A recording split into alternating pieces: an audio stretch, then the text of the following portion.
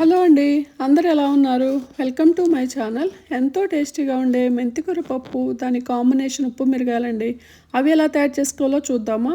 First ఇలా ఒక కుక్కర్లోకి 1 cup కందిపప్పు, ఒక హాఫ్ కప్పు మసూర్ దాల్ తీసుకొని వాటిని బాగా శుభ్రంగా వాష్ చేసుకొని 3 కప్స్ వాటర్ యాడ్ చేసి 1 అవర్ ముందు మనం ఇలా నానపెట్టుకోవాలండి. ఇంక తర్వాత ఇలా ఉడికించుకోవాలి విడిగా. ఇంక తర్వాత మనం స్టవ్ మీద ఒక బౌల్ పెట్టుకొని ఒక 3 టేబుల్ స్పూన్స్ ఆయిల్ యాడ్ చేసుకున్నాను. ఇంక తర్వాత దీంట్లో మనం పోపు దినుసులు యాడ్ చేసుకోవాలి కదా. ఫస్ట్ ఎండుమిర్చి యాడ్ చేసుకున్నాను.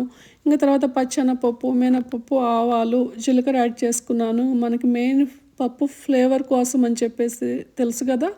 కరివేపాకు, ఇంగువ కదండి. ఇంక పప్పు అంటే మనకి ఇంగువ వేస్తాం కదా. ఇంక నేను ఇంగువ కూడా యాడ్ చేసుకున్నాను. ఇంక తర్వాత ఆనియన్స్ యాడ్ చేసుకున్నాను. ఇంక తర్వాత గ్రీన్ చిల్లీ అండి. గ్రీన్ చిల్లీ ఇలా స్ప్లిట్లా చేసుకున్నానండి. ఇంకా అలా చేసుకొని యాడ్ చేసుకున్నాను అనమాట. ఇంకా తర్వాత మనం ఒకసారి బాగా వేపుకొని ఇంక టమాటో యాడ్ చేసుకున్నానండి. నేను టమాటోని కూడా బాగా సన్నగా కట్ చేసుకొని యాడ్ చేసుకుని, ఇది ఒక పెద్ద టమాటో తీసుకున్నాను. ఇది దీంట్లోకి మెయిన్ పులుపు ఇదేనండి. నేను చింతపండు వాటర్ కానీ యాడ్ చేయలేదు. మీరు కావాలంటే టమాటా వేసుకొని కూడా చింతపండు వాటర్ యాడ్ చేసుకోవచ్చు. ఇలా టమాటా ఉడికిపోయిన తర్వాత చింతపండు వాటర్ కూడా యాడ్ చేసుకోవచ్చు. ఇంక తర్వాత టమాటా యాడ్ చేసుకున్న సాల్ట్ యాడ్ చేసుకొని ఇంకోసారి బాగా ఉడికించుకున్నాను. ఇంక ఇప్పుడు ఈ టైంలో మీరు కావాలంటే చింతపండు వాటర్ యాడ్ చేసుకోవచ్చు. ఇంక తర్వాత నేను మెంతికూర యాడ్ చేసుకున్నానండి. మెంతికూర మనం బాగా శుభ్రంగానే ముందుగానే లీవ్స్ అన్ని కట్ చేసుకొని బాగా వాష్ చేసుకోవాలి, లేదంటే ఇసుక అలా ఉంటుంది కదా. ఇంక నేను అలా శుభ్రంగా వాష్ చేసుకొని సన్నగా కట్ చేసుకున్నానండి. కిడ్స్ కూడా తినడానికి బాగా ఇష్టంగా తింటారు కదా, ఏమి వాళ్ళకి పెద్ద పెద్దగా కనిపించకుండా ఉంటుంది కదా. అందుకని బాగా సన్నగా కట్ చేసుకొని ఇంక ఇలా యాడ్ చేసుకొని ఒకసారి బాగా ఫ్రై చేసుకుంటున్నానండి. ఇంకా దీంట్లోకి నేను తర్వాత 1 టీ స్పూన్ పసుపు తీసుకున్నాను. ఇంకా 2 టీ స్పూన్స్ సాంబార్ కారం తీసుకున్నానండి. ఇంకా ఈ 2 కూడా యాడ్ చేసుకొని ఇంకొకసారి మనం బాగా ఫ్రై చేసుకోవాలి. ఇంక ఇలా మనం బాగా మంచిగా ఫ్రై చేసుకుంటే ఏంటంటే మెంతికూర అలా చేదు ఏమి ఉండదండి. మనం ఇలా విడిగా అలా కుక్కర్లో పెట్టి అలా ఉడికించుకుంటాం కదా, అలా ఉడికించుకునే దానికంటే ఇలా చేసుకుంటే టేస్ట్ ఇంకా చాలా బాగుందండి. ఇంకా అందుకని ఇలా చేసుకున్నా నేను. ఇంకా దీంట్లోకి 1 టీ స్పూను ధనియాల పొడి యాడ్ చేసుకున్నానండి. ధనియాల పొడి కూడా మంచి ఫ్లేవర్ వస్తుంది కదా, ఇంకా అలా యాడ్ చేసుకున్నాను బాగుంటుందని. చూసారా, చాలా మంచిగా వేగిపోయింది. ఇంకా తర్వాత మనం దీంట్లో ముందుగానే ఉడికించి పెట్టుకున్నాం కదండి కందిపప్పు, ఇంకా అది యాడ్ చేసుకున్నాను.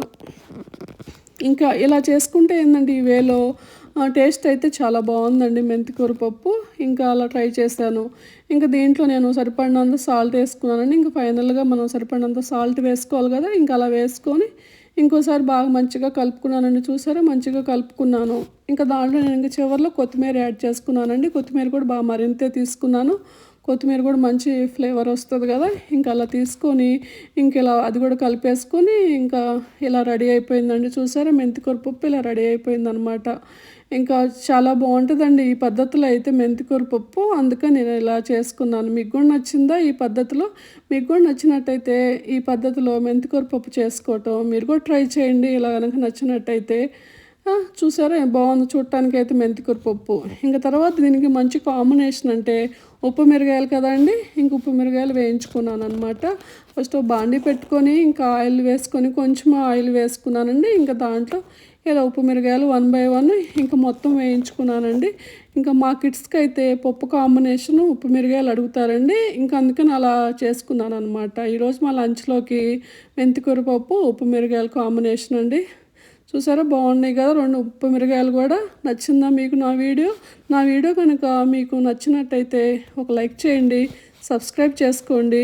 Thanks for watching.